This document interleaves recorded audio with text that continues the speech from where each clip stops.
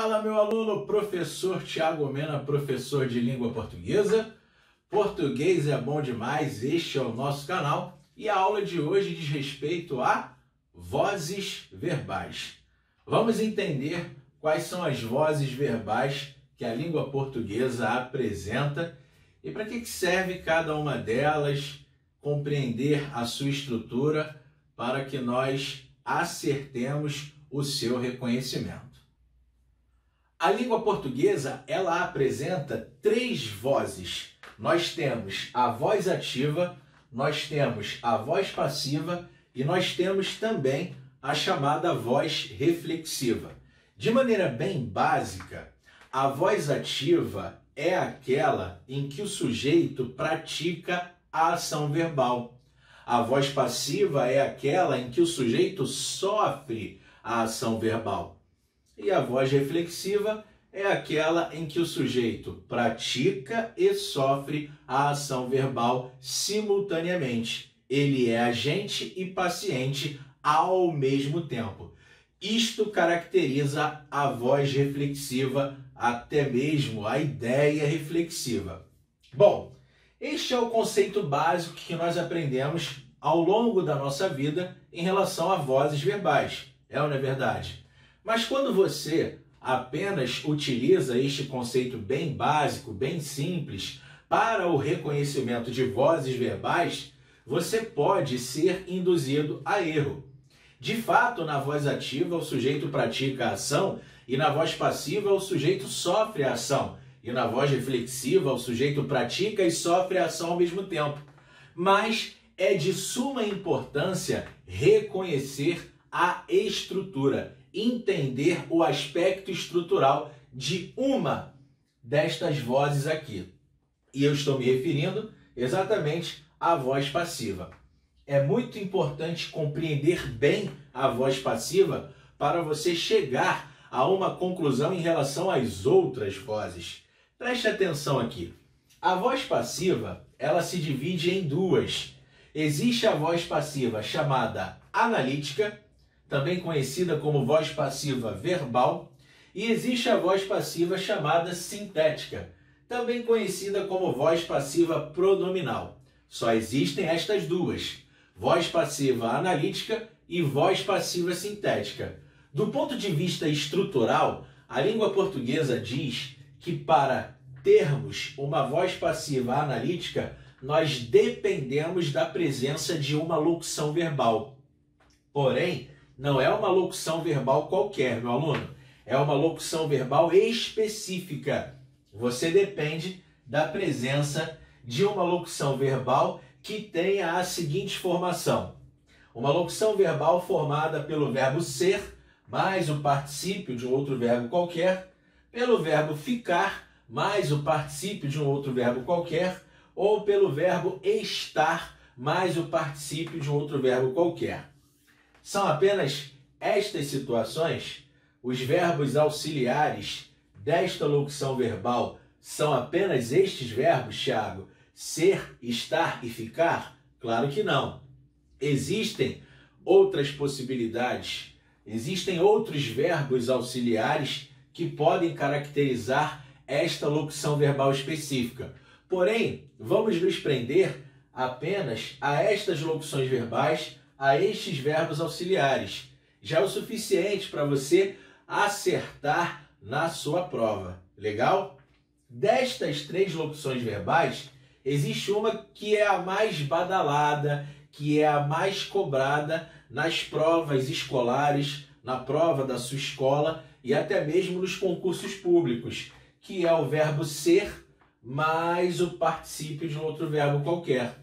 Então, não há necessidade de vislumbrar todos os verbos auxiliares que poderão caracterizar a locução verbal específica que forma a voz passiva analítica, que caracteriza a voz passiva analítica, tudo bem? Fiquemos apenas com estas. E como eu disse, destas três, a mais cobrada, a mais famosa, a mais badalada é esta. É aquela locução verbal formada pelo verbo ser mais particípio. Então, meu aluno, para você identificar uma voz passiva analítica, além daquele conhecimento básico de que na voz passiva o sujeito vai sofrer a ação vai recair sobre ele, é de suma importância estar diante desta estrutura. Repare se na estrutura da frase existe alguma locução verbal específica que irá caracterizar aquela voz passiva analítica. Quais são estas locuções verbais? Estão aqui. Formada pelo verbo ser mais particípio, ficar mais particípio ou estar mais particípio, tudo bem? Guarde isto. Bom, a outra voz é chamada de voz passiva sintética. E para existir uma voz passiva sintética, você depende da presença da partícula C. E não é qualquer partícula C, é a partícula C desempenhando o papel de PA, desempenhando o papel de pronome apassivador. Você se lembra dele? Pronome apassivador ou partícula apassivadora. Então, eu só posso dizer que estou diante de uma voz passiva sintética se o PA estiver presente. Se a partícula C desempenhando o papel de PA estiver presente na estrutura da frase. Se eu não identifico o vocábulo C, eu não posso chamar de voz passiva sintética. Você entendeu o que eu passei em relação ao aspecto estrutural? Agora, por que eu fiz isto? Analisemos esta frase. João levou um soco. Quando você usa apenas aquele conceito básico, de que na voz ativa o sujeito pratica a ação e de que na voz passiva o sujeito sofre a ação, que é um conceito correto, porém básico, diante da frase João levou um soco, você pode ser induzido a erro, por uma razão muito simples. Naturalmente você vai pensar, João levou um soco. Quem é o sujeito? João. João é o sujeito. E este sujeito, João, ele recebe o soco. Ele sofre o soco. O soco recai sobre ele, sim ou não? Ele leva o soco. Naturalmente você pensa na ideia de sofrimento da ação. E ao pensar na ideia de sofrimento da ação, você vai julgar esta voz como voz passiva. Cuidado, só existem duas vozes passivas. Ou é voz passiva analítica ou é voz passiva sintética. Então você tem de encaixar em uma delas, correto? E você já sabe que há uma estrutura específica. Para ser voz passiva analítica, eu dependo da presença de locuções verbais específicas. Não é de qualquer locução verbal, não. Locuções verbais específicas que eu já apresentei. Na frase João levou um soco, há alguma locução verbal? Não há. Logo, não pode ser voz passiva analítica. E para eu estar diante da outra passiva, que é a voz passiva sintética, eu dependo da presença da partícula C desempenhando o papel de PA. Na frase João levou um soco, existe o C desempenhando o papel de PA? Nem C existe. Logo, não pode ser voz passiva sintética. E agora? Se não é analítica e não é passiva, ou melhor, se não é analítica e não é sintética, como você vai chamar de voz passiva se só existem estas duas? Se não é analítica e também não é sintética, logo não pode ser voz passiva. Mas, Tiago, João levou um soco, não parece que ele está sofrendo a ação? Pois é, meu aluno, foi o que eu disse a você.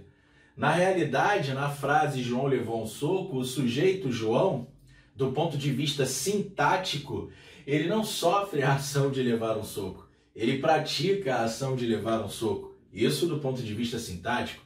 Mas para que você não fique pensando nisto, para que você não fique preocupado com isto, poxa vida, ele pratica e não sofre a ação, mas que coisa esquisita a língua portuguesa, é muito simples, meu aluno. Não precisa ficar pensando nisto. Observe de imediato a estrutura. E pelo aspecto estrutural você chega a uma conclusão. Vem comigo, ó. Na frase João levou um soco, esqueça se o sujeito está praticando ou sofrendo a ação. Na frase João levou um soco, existe na frase alguma locução verbal que caracteriza a voz passiva analítica? Verbo ser mais particípio, estar mais particípio ou ficar mais particípio? Não. Então você elimina a possibilidade de ser voz passiva analítica. Na frase João levou um soco, existe a partícula C desempenhando o papel de PA? Não. Você elimina a possibilidade de ser voz passiva sintética. Se não é analítica e não é sintética, Logo, ela não pode ser passiva. Se não é passiva, o que sobra? Ativa. Ah, então a frase João levou um soco é apenas uma voz o quê? Ativa. E por que ela é uma voz ativa? Ela é ativa porque não é passiva. Ah, mas existe a reflexiva também, Thiago. Mas você já sabe, a reflexiva é muito fácil. O sujeito ele tem que praticar e sofrer a ação ao mesmo tempo. Não se trata de prática e sofrimento de ação. Eles não estão praticando e sofrendo a ação ao mesmo tempo. Ele não está praticando e sofrendo a ação ao mesmo tempo. Então não existe ideia reflexiva aqui. Então é muito mais fácil raciocinar desta forma. É ativa porque não é passiva. Então pense primeiro na voz passiva. Você me entendeu? Analise de imediato a estrutura. É lógico que é importante saber que na voz ativa o sujeito pratica a ação e na voz passiva o sujeito sofre a ação. É o conhecimento mais básico que existe. Você tem de ter isto em mente. Mas não fique apenas por conta deste raciocínio. Não saia por esta forma de analisar apenas. Pense também na estrutura, que de verdade é o mais importante em se tratando de voz passiva. Então eu vou fazer de novo, ó. Na frase João levou um soco, existe alguma locução verbal que caracteriza a voz passiva analítica? Não. Existe a partícula C desempenhando o papel de PA? Não. Se não é analítica e não é sintética, logo não é passiva. Se não é passiva, o que sobra? Ativa. Então, por que a frase João levou um soco é uma voz ativa? É ativa porque não é passiva. Você entendeu? É lógico que quando eu digo é ativa porque não é passiva, é porque não existe nenhuma estrutura que caracteriza a voz passiva, seja a analítica, seja a sintética, as duas que existem na língua portuguesa. Bom, repare, quando eu leio o aluno gabarita a prova, rápido, sem pensar muito, na frase o aluno gabarita a prova, existe alguma locução verbal que caracteriza a voz passiva analítica? Não. Existe a partícula C que caracteriza a voz passiva sintética? Não. Então, eu elimino a possibilidade de ser voz passiva. Se não é passiva e não há aquela ideia reflexiva, o que sobra? É ativa. Então, ela é ativa porque não é passiva. Pense assim. Bom, repare. Então, ó, o aluno gabarita a prova, mais uma vez, é uma voz ativa. Nós estamos diante de outra voz ativa. Aí, o que você aprende? Vamos aprender a realizar a passagem de uma voz ativa para uma voz passiva. Vamos criar, vamos construir a voz passiva. Quem gabarita esta prova? O aluno. O aluno é o sujeito. Gabarita algo no contexto. Repare que o verbo gabaritar no contexto é verbo transitivo direto. Quem gabarita, gabarita alguma coisa. É possível realizar esta afirmação diante deste contexto? É, porque eu estou vendo a coisa gabaritada. Então eu posso dizer, diante deste contexto, quem gabarita, gabarita alguma coisa. É o caminho pelo qual eu chego ao verbo transitivo direto. E a coisa gabaritada é o nosso objeto direto. Bom, o que diz a língua portuguesa com base na visão tradicional? Com base na visão tradicional, para eu realizar a passagem para a voz passiva, seja analítica, seja sintética, eu dependo de um objeto direto na voz ativa. Eu necessito do objeto direto. Então você tem de encontrar o objeto direto dentro da voz ativa. É assim que nós iremos realizar a passagem com base na visão tradicional da língua portuguesa. Encontrei o meu objeto direto, está aqui. O que eu faço com este objeto direto? Agora eu irei transformá-lo em sujeito, tanto na voz passiva analítica como na voz passiva sintética. Então vamos às setinhas, ó. Eu pego o objeto direto da voz ativa e jogo para o início da frase, colocando na ordem direta, deixando o sujeito lá no início, já que ele vai ser transformado em sujeito. Então, ó, eu coloco aqui a prova. Pronto. O objeto direto foi transformado em sujeito. Transformei este cara em sujeito. Agora eu observo o verbo. Bom, se existe apenas um verbo na voz ativa, na voz passiva analítica haverá dois. Você se lembra da estrutura da voz passiva analítica? Tem de ter uma locução verbal, e não é uma locução verbal qualquer, tem de ser uma locução verbal específica. Verbo ser mais particípio, ficar mais particípio ou estar mais particípio como regra geral.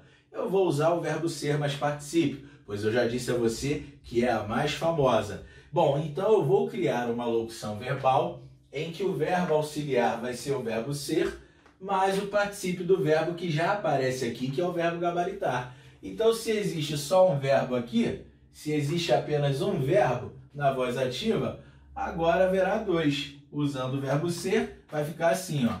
A prova é gabaritada. A prova é gabaritada pelo aluno. A prova é gabaritada pelo aluno. Por que você usou é gabaritada e não foi gabaritada, Tiago? Ah, muito simples. Repare o verbo da voz ativa, a forma verbal gabarita. A forma verbal gabarita está no presente. Presente do modo indicativo. E eu tenho de respeitar o tempo e o modo. Cuidado, é muito importante quando realizamos a passagem. Respeitar o tempo e o modo.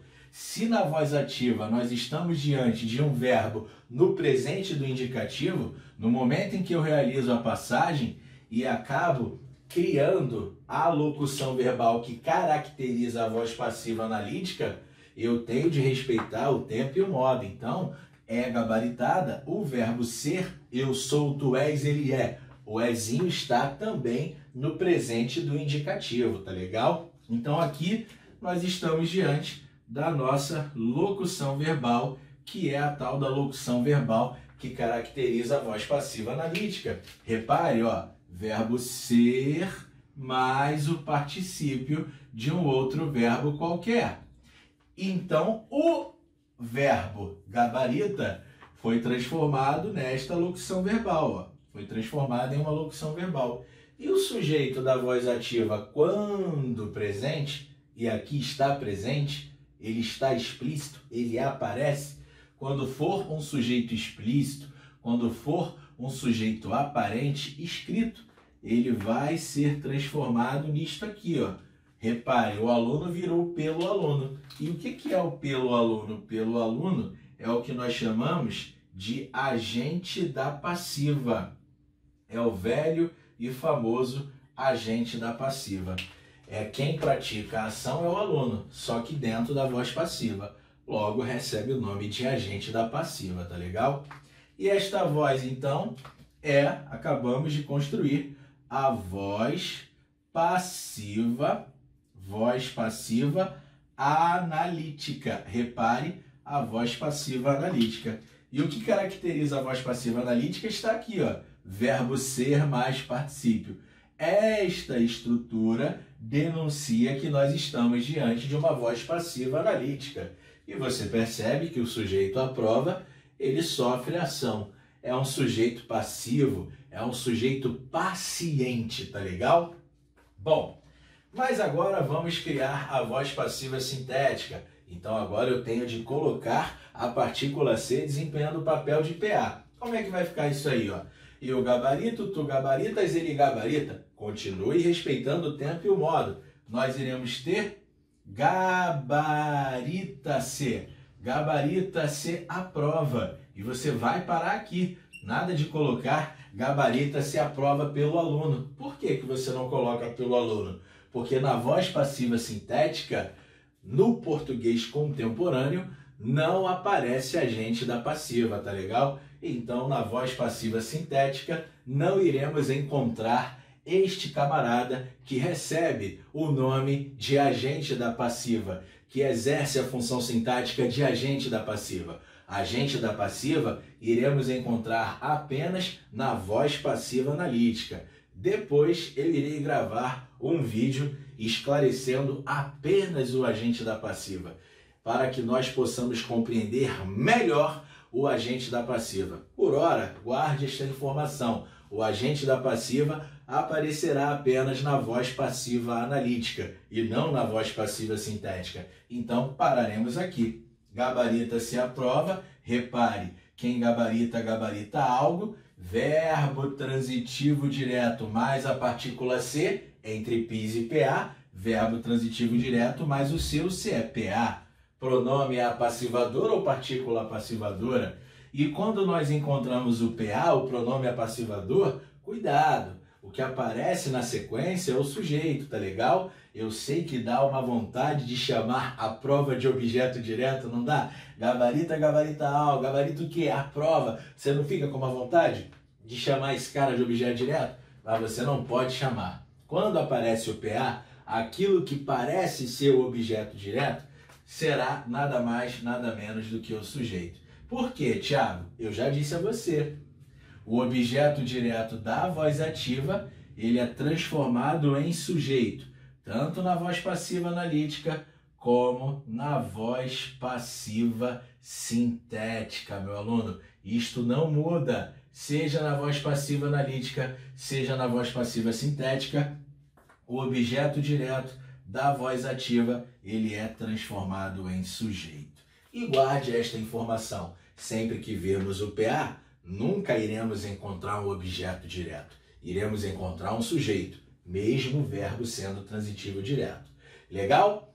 Bom, então aqui você observou comigo exemplo de voz ativa e exemplo de voz passiva analítica e voz passiva sintética. Agora, meu aluno, eu vou dar um exemplo a você para que você possa deixar o seu caderno bem completo, a sua anotação bem completa de uma voz reflexiva. Você já sabe que a voz reflexiva é aquela caracterizada pela prática e pelo sofrimento da ação. O agente, ele pratica e sofre a ação simultaneamente. É ou não é verdade? Então vamos aqui a um exemplo de voz reflexiva. Nós iremos encontrar o verbo reflexivo, né? Bom, quando eu escrevo assim para você, ó, repare, a menina se olhou, a menina se olhou no espelho. A menina se olhou no espelho. Ó, nós estamos diante de um verbo reflexivo, pois aparece um pronome reflexivo. Verbo reflexivo é aquele verbo que surge juntamente com o pronome reflexivo. Ele é chamado de verbo reflexivo. E mais importante, analise o contexto e você vai perceber, a menina se olhou no espelho. Você percebe que este vocábulo ser equivale a si própria. A menina olhou a si própria. A menina olhou a si mesma. Então, ó, quando você consegue encaixar estas expressões, a si própria, a si mesma, diante dos verbos reflexivos, com a presença de um pronome reflexivo, significa dizer que esta voz, sem dúvida alguma, é uma voz reflexiva. Você percebe, diante do contexto, que o sujeito pratica e sofre a ação ao mesmo tempo. É termo agente e termo paciente ao mesmo tempo. Ela pratica a ação de olhar e ela também sofre a ação de olhar. Ela também recebe esta ação de olhar. Ela olhou a si mesma, ela olhou a si própria, tá legal? Então, o verbo reflexivo é conjugado com os pronomes reflexivos, que trazem esta ideia reflexiva. A si mesmo, a si mesma, a si próprio, a si própria, a si próprios, a si próprias, a si mesmos, a si mesmas, enfim. Você vai perceber isto de acordo com o contexto. Então, eis aqui um exemplo de uma voz reflexiva e o pronome que eu usei foi exatamente o pronome ser, mas pode ser outro pronome reflexivo. Quando eu digo assim a você, ó, deixe-me apagar aqui, um exemplo aqui de uma outra voz reflexiva com outro pronome diferente do pronome ser. Observe aqui comigo, ó, sacrifiquei-me por você. Sacrifiquei-me por você. Repare, sacrifiquei a mim mesmo por você. A mim mesmo. Você não consegue trazer esta noção? Então, este pronome também é um pronome reflexivo. Logo, esta voz também é uma voz reflexiva. Tudo bem, meu aluno? Tranquilo? Bom, então aqui nós chegamos ao final da nossa aula que diz respeito a vozes verbais. Se você gostou desta aula, se você gostou deste vídeo, deixe o seu like, compartilhe com seus amigos. Não se esqueça de ativar o sino de notificação, inscreva-se no nosso canal, divulgue bastante aí o nosso canal. Um forte abraço e português é bom demais. Valeu!